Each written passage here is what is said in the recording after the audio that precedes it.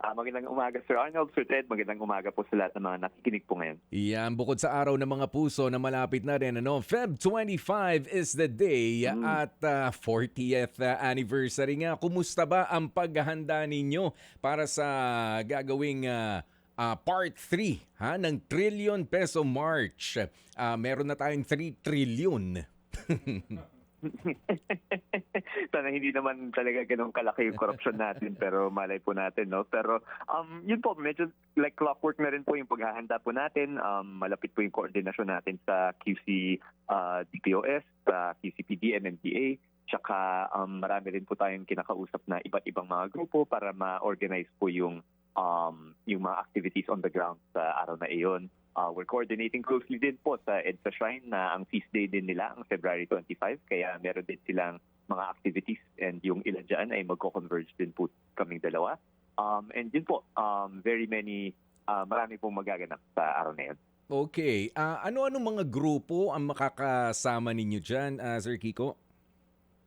So again, yung Trillion Peso March movement is still the one organizing this one po. Nandyan yung ibang civil society organizations, syempre, pero nandyan din yung Caritas Philippines at yung Catholic Church. Very heavy yung involvement din po. Kagaya ng nabanggit ko kanina, we're working closely din with yung EDSA Shrine dahil nga feast day din po nila. And yun po, a lot of the same groups and maybe ibang mga bagong dating din po.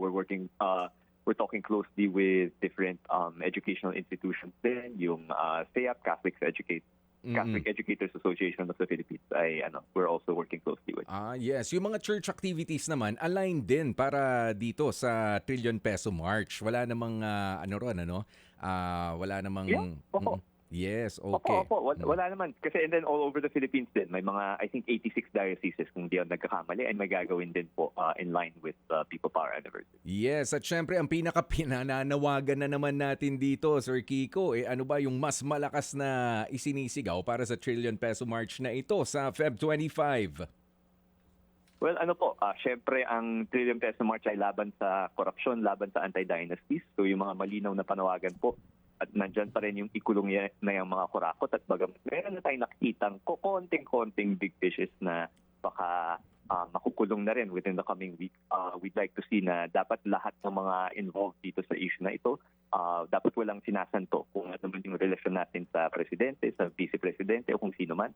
Dapat managot kung may kinalaman po kayo dito sa flood control. Gusto rin nating makita yung pagpasa ng isang makabuluhan na or totoong anti-political dynasty bill. So, positibong hakbang na merong pinag-usapan siya ngayon dito sa Kongreso, pero gusto nating makita na yung anti-political dynasty bill ay makakapagpigil talaga ng dynasty. So yung ilang mga provisions dito ay ginigiit natin ay mahalaga. And then last din siguro po para magkaroon ng mas malinaw na pananagutan dito sa issue ng flood control, lalo na sa parte na ni President Marcos dahil nga na dismissing impeachment complaint niya. We want to push yung pagtatag nga ng totoong Independent Commission on Infrastructure. So yung ITC bill sa Senado, yung ICA-IC bill sa mababang kapulungan, gusto din po natin yung makita maisabatas. Okay, kasi part 3 na nga ito, no, nitong Trillion Peso March, Sir Kiko. Mula nung part 1, di ba, nag-part 2 pa, o ito part 3 na naman. Sa personally, nakakita ka ba ng konting liwanag o lumiliwanag sa banda ron pero may dumidilim na naman sa banda rito naman?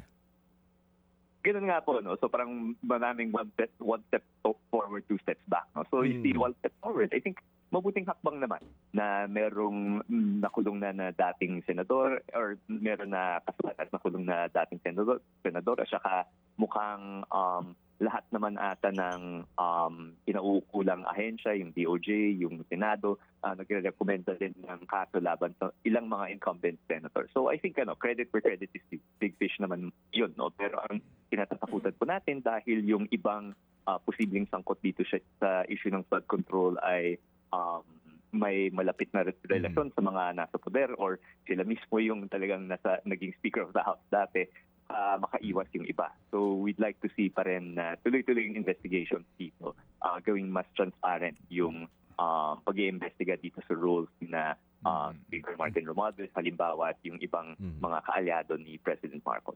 Sir Kiko, again, pwede bang maiklaro lang natin, what's happening on Feb 25? Starting at what Sige po. time? Opo, at hanggang anong oras po ito? And then the corresponding permits na kailangan nyo kasi it's a working day. Go ahead, sir. Yes po. So kami po'y magsisimula ng maaga sa alas 7 ng umaga. Meron po tayong marcha patungong Club Filipino. Currently, we're finalizing yung permits din po, pero we're hoping to start from EDSA Shrine. Papuntang Club Filipino. Prayer march po ito. Pagkatapos, ito ay na-i-request na rin po sa QCDPOS, pero may coordination meeting din po next week para sa pinal yung mga plano. Pero ang setup po natin sa My People Power Monument, same location as yung previous Trillion Peso Marches, ay go-open ng 12 noon po, tanghaling tapat. Kasi in-expect po natin yung ilang schools na magka-cancel ng classes doon, baka dumating na maaga. So meron po tayong mga booths doon, parang magiging maliit na fairground po yung White Plains Avenue sa araw na yun para yung ibang mga partner organizations natin ay makapag-present ng mga games, mga exhibits, kung ano man. Yung main program po natin magsisimula ng alas 3. Okay. Aabot ito hanggang 5 o'clock o 5:30.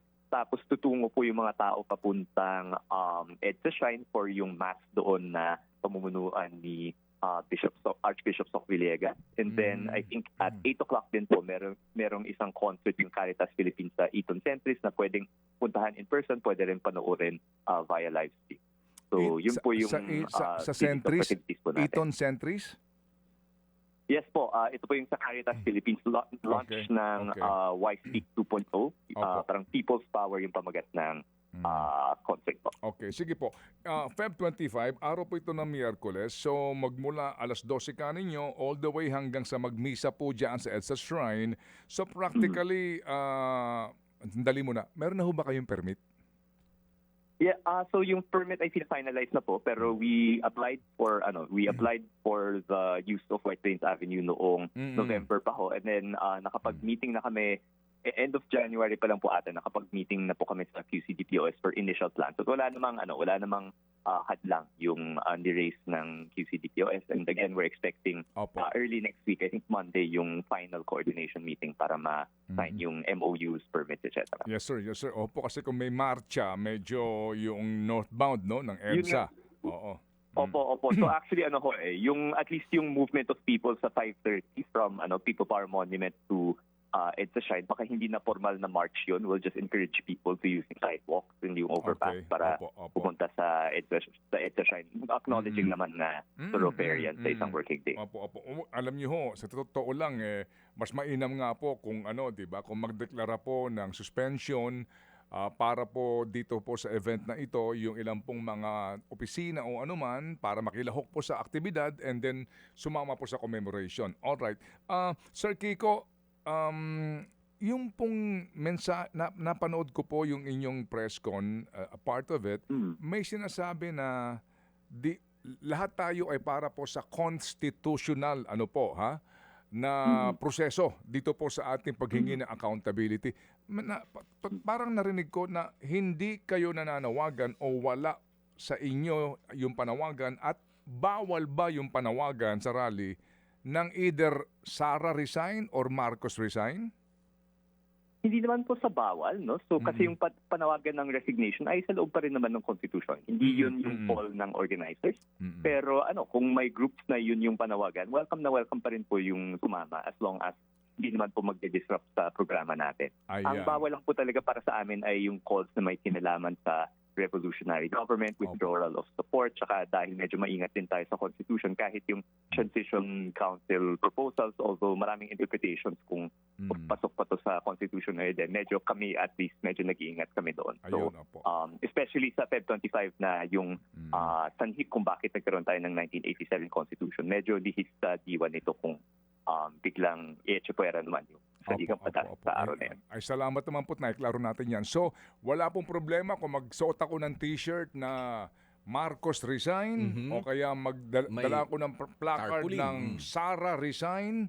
o kaya po Marcos, Duterte resign, wala pong problema yon. Okay lang po yon. Yeah, welcome na welcome po. Basta sa loob ng bounds ng ating Opo. constitution. Yun yung rules po natin. Ayan. And again, yung labas lang ay kung meron tayong ini-invoke na parang militar na Opo, yes, sir. mag-withdraw ng Opo, support opo, or kung opo. anumang ibang unelected body. Okay, sige. And sir, meron ba kayong ugnayan na with the progressive groups? Kasi yung grupo ho nung Luneta, yung Luneta group di ho ba, as you well remember, hindi ho kayo magkasama eh. Meron bang yung Baha sa Luneta na grupo, meron ba kayong meron bang chance na magsama-sama na po kayo para ipakita ho talaga ang people power?